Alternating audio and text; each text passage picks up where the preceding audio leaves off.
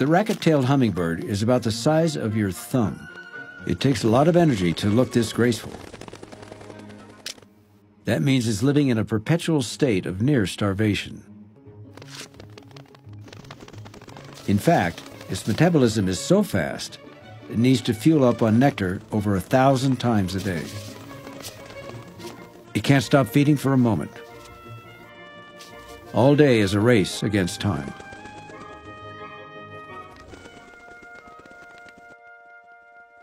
The racket-tail isn't the only one hunting for nectar in the forest flowers.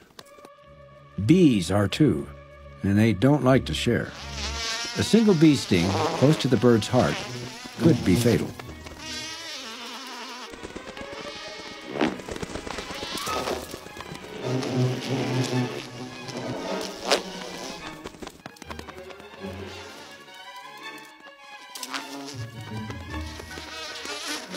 But time is on the racket-tail's side.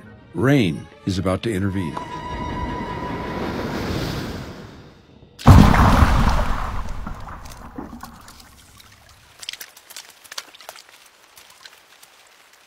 A raindrop as big as its head may not be much fun for a hummingbird, but it's altogether too much for a bee.